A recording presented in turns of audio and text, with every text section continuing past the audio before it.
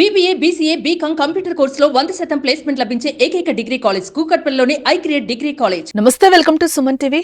ముఖ్యమంత్రి చంద్రబాబు ఢిల్లీలో అధికారిక నివాసం మారింది. 2 రోజుల హస్తిన పర్యటనలో కేంద్ర హోంమంత్రి అమిత్ షాతో చంద్రబాబు భేటీ అయ్యారు. కేంద్ర బడ్జెట్ వేళ రాష్ట్ర అవసరాలపై చర్చించడం జరిగింది. అయితే ఢిల్లీలో బుధవారం నుంచి చంద్రబాబు నూతనంగా కేటాయించిన అధికారిక నివాసంలోకి అడుగు పెడుతున్నారు. బుధవారం నుంచి వన్ జన్పథ్ లో చంద్రబాబు బస చేయనున్నారు. నూతన నివాసంలో పూజల తర్వాత చంద్రబాబు అధికారికంగా ప్రవేశించనున్నారు. కేబినెట్ భేటీ అనంతరం ఢిల్లీకి వెళ్లిన చంద్రబాబు హోంమంత్రి అమిత్ షాతో భేటీ అయ్యారు. గతంలో ఇతర మంత్రుల ముందు ఉంచిన విన్నపాలనే ఆయన మరోసారి అమిత్ షాకు వివరించినట్టుగా తెలుస్తోంది. ప్రస్తుత ఆర్థిక సంక్షోభం నుంచి గట్టెక్కడానికి రాష్ట్రానికి కేంద్రం ప్రత్యేక సాయం చేయాలని అమిత్ షాని కోరినట్టుగా చంద్రబాబు తన అధికారిక ట్విట్టర్ అకౌంట్లో పేర్కొన్నారు. విభజన చట్టం అమలు, అమరావతికి సాయం, పోలవరం ప్రాజెక్టుకు నిధులు కేటాయించాలని విజ్ఞప్తి చేశారు. చంద్రబాబు ముఖ్యమంత్రిగా ఉన్న సమయంలో ఏపీ సీఎం నివాసం కోసం కేంద్రం కేటాయించిన వన్ జన్పథ్ భవనంలోకి ముఖ్యమంత్రి హోదాలో అడుగుపెడుతున్నారు.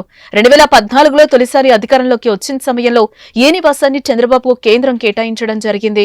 అప్పట్లో పలు కారణాలతో చంద్రబాబు ఈ నివాసంలో ఉండేందుకు ఆసక్తి చూపించలేదు. 2019లో ముఖ్యమంత్రి అయిన జగన్ ఢిల్లీకి వచ్చిన సమయంలో ఈ అధికారిక నివాసంలోనే ఉండేవారు. ఇప్పుడు చంద్రబాబు తిరిగి ఆ నివాసంలో ఉండేందుకు అంగీకరించారు. సార్వత్రిక ఎన్నికల్లో గెలిచిన తర్వాత ఢిల్లీ వచ్చిన చంద్రబాబు ప్రతిసారి కేంద్ర మంత్రి రామ్మోహన్ నాయుడు నివాసంలోనే బస చేస్తున్నారు. ఇప్పుడు తిరిగి వన్ జన్పథ్ లో చంద్రబాబు కోసం కొన్ని మార్పులు చేశారు. ఈ రోజు పూజల తర్వాత చంద్రబాబు అధికారికంగా తన నూతన నివాసంలో అడుగు పెట్టనున్నారు.